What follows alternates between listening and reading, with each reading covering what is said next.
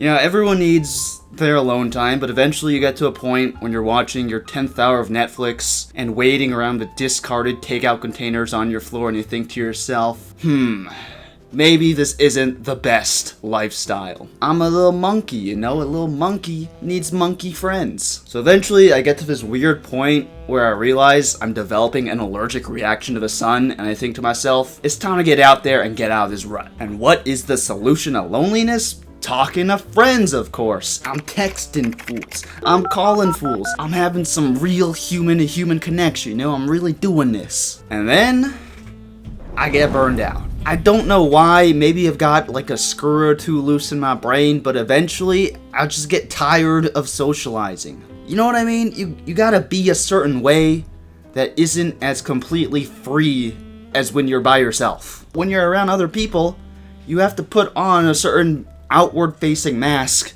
to interact with them. You gotta talk about appropriate topics like schools or jobs or family.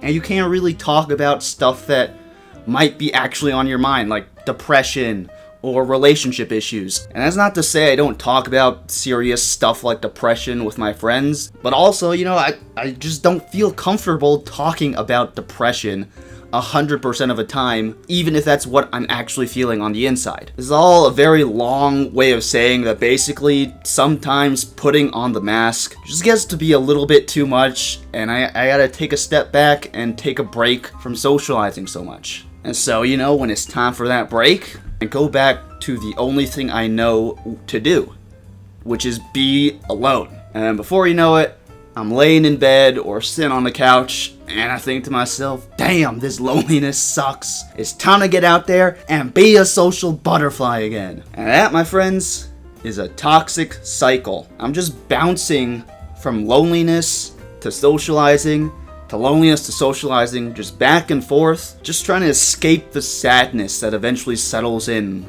Both sides of this toxic cycle kind of suck. It's not like either one is a really great option. They both eventually lead to sadness. But whenever I'm in one state, I think to myself, shit, this is unbearable any longer. This sadness is too much for me to handle. And then I just run to the other one, and then eventually sadness sets in there as well.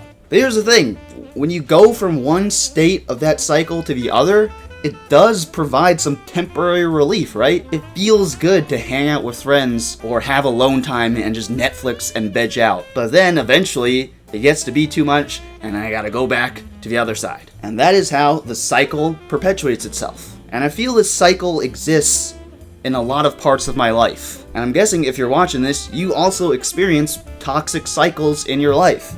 Whether you keep going back to a job or a relationship or a situation you don't really love, you think to yourself, well, at least it's better than the alternative. But that's the thing. The thought that it's better than the alternative assumes that there's only one alternative. It's either being lonely or socializing to the point of being burned out. But I don't think there's always just one other option. There could be a third option, or a fourth option, or 100 other options. Like for me, I don't have to be alone or burned out socially. I can try hobbies. I can talk to my friends a medium amount. I can go out there and meet new people. I think as humans, we kind of create these worldviews that simplify what's out there for us. But that simplification isn't always indicative of reality. And I think the idea that you have to choose between one of two options is an example of that oversimplification of life. And in fact, there's a name for this. It's called a false dilemma or false dichotomy. And I'm just going to read the Wikipedia for this because it explains it way better than I ever could. A false dilemma is an informal fallacy based on a premise that erroneously limits what options are available. It asserts that one among a number of alternatives must be true.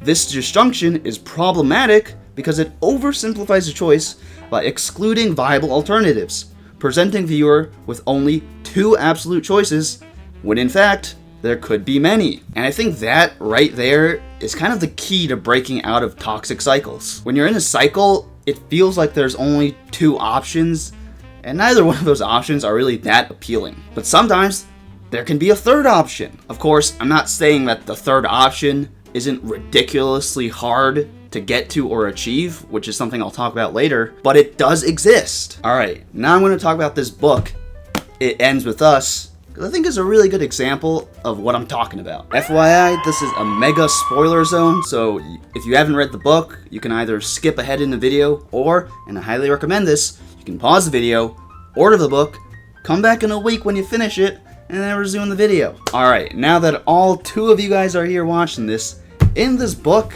I think there's a lot of toxic cycles that present themselves as false dilemmas. For example, Lily's mom is abused by her husband. This is obviously extremely horrible, and I think from her mom's perspective, she has 2 options. Stay with her abusive husband, or leave him and live a really hard life as a single mother.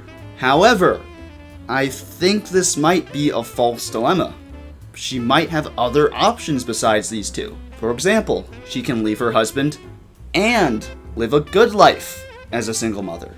And I know this is very hard to do, and I'm not just saying, oh, why don't you just live a good life? I know it's not that easy. I'll talk about that later in the video. And Lily also encounters a toxic cycle with Ryle, who abuses her. My interpretation of the book is that Lily's struggle is between what she perceives to be her only 2 options. Stay with Ryle, who abuses her, or leave him, but also leave the only relief from her childhood trauma that she's had in years. It's not an easy choice, right?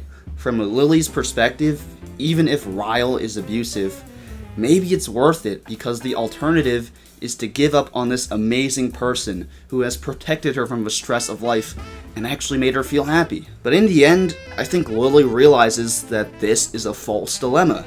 She doesn't have to choose between being abused by Ryle and living a life of pain dealing with the trauma that her father gave her. She can reject both of these options. She can leave Ryle, and she can try to leave the trauma, or at least process the trauma that her father bestowed upon her.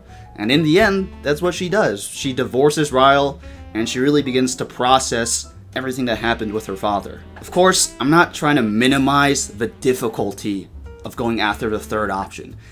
It is very hard to leave an abusive partner and start to piece together a good life at the exact same time. You know, I'm not trying to say, oh, look at how easy it is to break out of a cycle. All you have to do is leave your abusive partner and not live a sucky life. Just choose the 3rd option. Like, duh, obviously Lily and her mom don't want to be abused and they don't want to live a sucky life.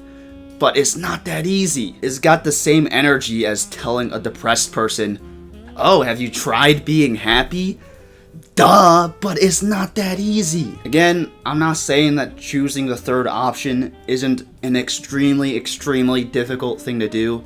And I'm not even here to tell, women or men in abusive relationships what to do. I think that's a very serious topic that I'm not really qualified to talk about.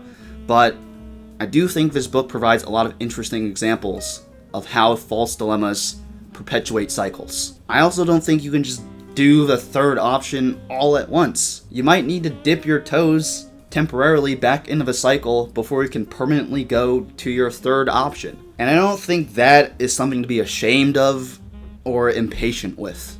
I don't think you can just wake up one day and immediately choose to leave your abusive partner. It's a process, and I think breaking out of any cycle is a process that takes time. That's the human condition, That is life's journey. And I think that maybe our life's journey is to our 3rd option, whatever that may be for you, where you're free of the cycles that plague you and you find something better. So yeah, man, if you're in a cycle or destructive pattern, just realize it's not forever. There's a life outside the pattern. There's more to life than the cycle, and there's just something out there for you in life, man, One last thing, no spoilers, but in the book, they mention the line, just keep swimming, from Finding Nemo. And I think the idea of just keep swimming is a meaningful one. Sometimes when you're in a cycle, it feels like that's it. That's your entire life, and you should just give up and give in and just accept that it is what it is. But maybe, just maybe, if you keep swimming, you can swim your way to the third option.